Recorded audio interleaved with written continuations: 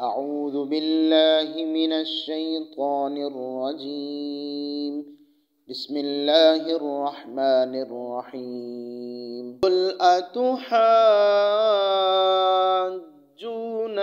في الله وهو ربنا وربكم ولنا أعمالنا ولكم أعمالكم ونحن له مخلصون.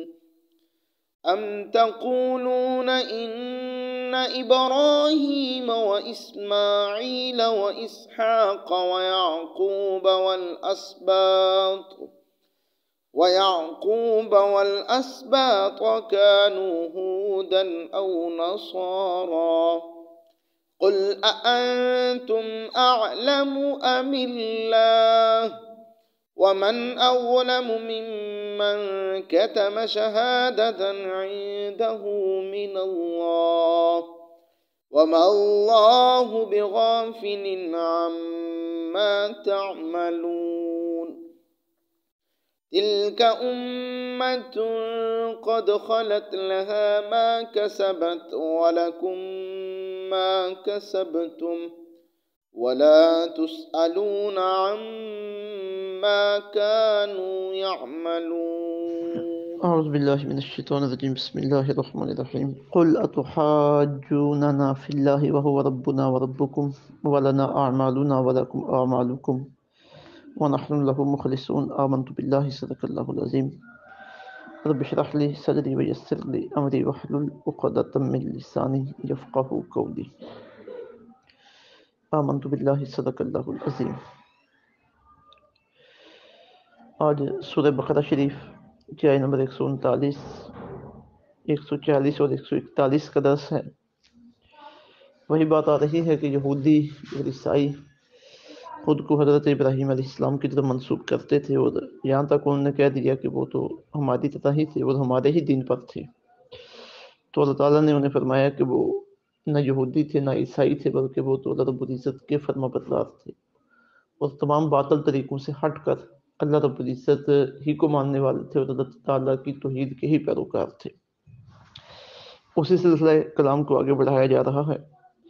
قل، اے محبوب آپ فرما دیجئے، اتحاجوننا، کیا تم جھگڑتے ہو ہمارے ساتھ، فی اللہ اللہ کے بارے میں، وہو ربنا، حالانکہ وہ ہمارا بھی رب ہے، وربکم، اور تمہارا بھی رب ہے، ولنا اعمالنا، ہمارے لیے ہمارے اعمال ہیں، ولکم اعمالکم، اور تمہارے لیے تمہارے اعمال ہیں، ونحن لہ مخلصون، ہم تو اسی کی اخلاص کے ساتھ عبادت کرتے ہیں.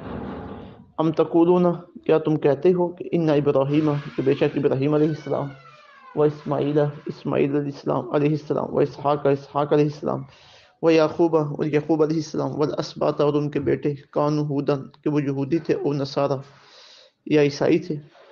قل، آپ فرمائیے، انتم، کیا تم اعلم، زیادہ جانتے ہو، ام اللہ، یا اللہ زیادہ جانتا ہے، وہ من ظلم، اور کون زیادہ ظالم ہے، ممن، اس سے، کاتم، جو چھپاتا ہے، شہادتاً، گواہی کو، عندہ، جو اس کے پاس ہے، من اللہ، اللہ کی طرف سے، وما اللہ بغافل، اور اللہ تعالیٰ بے خبر نہیں ہے، اما تعملون، جو کچھ تم کر رہے ہو. تلک امتن، وہ ایک امت تھی، قد خلت، جو گزر گئی، لہا ما کسبت، انہیں وہ ملے گا جو انہوں نے کمایا، وَلَكُمْ مَا كَسَبْتُمْ، اور تمہیں وہ ملے گا جو تم نے کمایا، وَلَا تُسْأَلُونَ عَمَّا كَانُوا يَعْمَلُونَ، اور تم سے نہ پوچھا جائے گا اس سے وہ جو کیا کرتے تھے. سب سے پہلے تو پہلی دو آیات طیبات میں 139 اور 140 میں یہ بات آئی ہے کہ اللہ تعالیٰ اس بات کی گواہی دے رہا ہے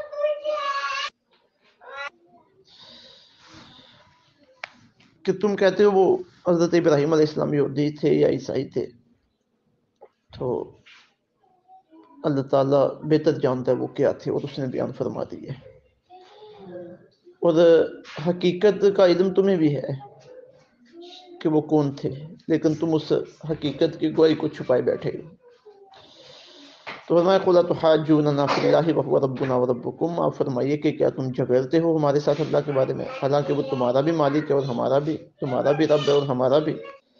ولنا اعمالکم اعمالنا ولکم اعمالکم، ہمارے لیے ہمارے اعمال اور تمہارے لیے تمہارے اعمال. مطلب یہ کہ تمہیں تمہارے اعمال کا بدلہ ملے گا اور ہمیں ہمارے اعمال کا بدلہ ملے گا. ہمارا کام تو تمہیں سمجھانا ہے، بتانا ہے جو قرآن پاک میں پیغام آ گیا. وَنَحْنُ لَهُ مُخْلِصُونَ، اور ہم اخلاص کے ساتھ اسی کی عبادت کرتے ہیں. مطلب یہ کہ ہم اسی رب کے پیروکار ہیں اور اسی کی عبادت میں ہم مخلص ہیں. تمہاری باتوں سے ہمیں کوئی سروکار نہیں ہے. پھر انہیں تنبیہ کی جا رہی ہے کہ ام تقولون ان ابراہیم و اسماعیل و اسحاق و یعقوب والاسباط کانوا هودا او نصارا، کیا تم کہتے ہو کہ ابراہیم علیہ السلام، اسماعیل علیہ السلام، اسحاق علیہ السلام، یعقوب علیہ السلام اور ان کے بیٹے یہودی تھے یا عیسائی تھے؟ تم یہ دعویٰ کرتے ہو. یہودیوں اور عیسائیوں سے کہا جا رہا ہے. پھر انہیں تنبیہ کے انداز میں کہا جا رہا ہے قل انتم اعلم ام اللہ، فرماؤ کیا تم زیادہ جانتے ہو یا اللہ زیادہ جانتا ہے؟ ومن ازلم ممن کتم الشہادۃ عنده من اللہ، اور اس سے بڑھ کر زیادہ کون ظالم ہے جو گواہی کو چھپاتا ہو جو اس کے پاس اللہ کی طرف سے ہے. وما اللہ بغافل عما تعملون، جو تم کر رہے ہو اللہ اس سے بے خبر نہیں. اب تمہیں اس بات کا علم ہے کہ ان کا یہودیت عیسائیت کے ساتھ تعلق نہیں ہے، لیکن تم اس کی گواہی نہیں دیتے ہو، اس گواہی کو چھپا رہے ہو اور اپنی پسندیدہ بات ان کے بارے میں بیان کر رہے ہو. تو گواہی دینا اور گواہی چھپانا اس کے بھی الگ سے مسائل ہیں. مثلا دین کے متعلق جو گواہی ہے، بندہ مسلمان ہے اور کہیں پہ اسے اسلام کا اظہار کرنا پڑ گیا ہے تو وہ جان بوجھ کے اس کا اظہار نہیں کر رہا. موقع ہے اسلام کے اظہار کا، وہ اسلام کا اظہار نہیں کرتا تو وہ کفر تک پہنچ جائے گا، سوائے اس کے کہ وہ حالت اضطرار میں ہو، اقرار میں ہو. مثلا یہ حالت بن گئی ہے کہ بندوق کے زور پہ اسے کہا جا رہا ہے تو اپنے آپ کو کافر کہہ، اگر کافر نہیں کہے گا تو تجھے قتل کر دیا جائے گا. اب وہاں پہ دو راستے ہیں، ایک عزیمت کا راستہ ہے اور ایک رخصت کا راستہ ہے. تو اسلام نے رخصت کا راستہ بھی دیا ہے. اس وقت بندہ اسلام کا اظہار نہ کرے، کلمہ کفر اپنی زبان سے بول لے تو اس کی اجازت ہے جب جان جانے کا خطرہ ہو. لیکن شرط یہ ہے کہ اس وقت بھی دل اس کا ایمان کے اوپر کر بند ہو. دل ایمان کے اوپر کر بند ہے، جان بچانے کے لیے کلمہ کفر بول رہی ہے تو اس کی رخصت ہے. لیکن اگر عام نارمل حالات ہے اور وہاں وہ جان بوجھ کے اپنے ایمان کو چھپا رہا ہے، گواہی دینے کا وقت ہے، ایمان کو ظاہر کرنے کا وقت ہے، لیکن اس نے چھپایا ہوا ہے تو یہ کفر تک پہنچے گا. ایک گواہی ایسی ہے جس کا چھپانا حرام ہے. وہ گواہی مثلا ماہ رمضان کا چاند ہے تو اس کے ساتھ لوگوں کی عبادت کا تعلق ہے، تو جسے چاند نظر آ جائے اب اگر وہ اس گواہی کو چھپائے تو یہ حرام کام کرتا ہے. ایک مقام ایسا ہے جہاں پہ گواہی کو چھپانا مستحب ہے، یعنی وہاں بندہ گواہ نہ بنے، یہ مستحب ہے. مثلا کوئی نیک آدمی ہے، اس سے کوئی گناہ ہو جائے تو اب اس کے گناہ کو چھپایا جائے. شرط یہ ہے کہ اس سے کسی کو نقصان نہ پہنچتا ہو. اگر تو کسی نیک آدمی کے گناہ کا کسی کو نقصان پہنچ رہا ہے، نقصان ہوتا ہو کسی کو، پھر تو اسے واضح کرنا یہ تو ضروری ہے. لیکن اگر کسی کا نقصان نہ ہوتا، اس گناہ کا تعلق صرف اسی آدمی کے ساتھ ہو جس سے گناہ ہوا ہے، تو اس وقت اس کی پردہ پوشی کرنا یہ مستحب ہے. اگلی آیت ہے جو یہ 2 مرتبہ آئی ہے، اس سے پہلے بھی یہ آیت گزر چکی ہے اسی رکوع کے اندر. آیت نمبر 138 تلک امت قد خلت لہا ما کسبت ولکم ما کسبتم، وہ ایک امت تھی جو گزر چکی، اسے ملے گا جو اس نے کمایا اور تمہیں ملے گا جو تم نے کمایا. ولتسألون عما کانوا یعملون، اور تم سے نہ پوچھا جائے گا اس کے متعلق جو وہ کیا کرتے تھے. اور یہاں پہ تھوڑی سی بات سمجھنے کی یہ ہے کہ یہ یہودیوں کو کہا جا رہا ہے کہ جو انبیاء اکرام علیہ السلام جن کی اولاد ہونے کا تم دعویٰ کرتے ہو، تم کہتے ہو کہ ہم انہیں کی وجہ سے بخشے جائیں گے اور تمہارے معاملات سدھر جائیں گے. فرمایا نہیں، ان کے جو اچھے عمال تھے وہ ان کے ساتھ ہیں. تم اگر آپ اچھے عمل کرو گے تو تمہیں اس کا فائدہ ہوگا. اگر تمہارے اپنے عمل برے ہیں، تم عقیدہ توحید کے اوپر کاربند نہیں ہو، تو ان کے اچھے عمل کا بھی تمہیں فائدہ ملنے والا نہیں ہے. اب یہودیوں نے حضرت عزیر علیہ السلام کو اللہ کا بیٹا قرار دیا تھا، حضرت عیسیٰ علیہ السلام کے ساتھ دشمنی کی تھی. عیسائیوں نے حضرت عیسیٰ علیہ السلام کو اللہ کا بیٹا قرار دیا تھا، آقا علیہ السلام کی نبوت کا انکار کیا تھا. تو اب یہ کیسے ممکن ہے کہ انہیں پہلے انبیاء کرام علیہ السلام ان کے جو معجزات تھے ان کے نیکیوں کا حصہ ملے؟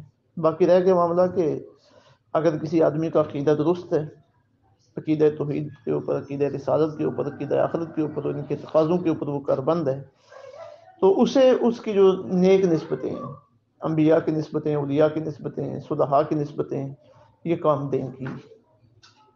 خاندانی نسبت ہو، کوئی روحانی نسبت ہو، جس کا اپنا عقیدہ درست ہے اسے یہ کام دیں گے، جس کا عقیدہ درست نہیں ہے اسے یہ نسبتیں کام نہیں دیں گی۔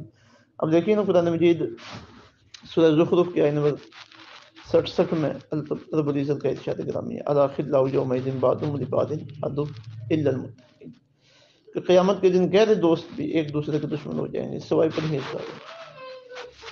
جتنے بھی تعلقات ہیں وہ ٹوٹ جائیں گے، لیکن تقوی اور پرہیزگاری والا جو تعلق ہے وہ ٹوٹنے والا نہیں ہے۔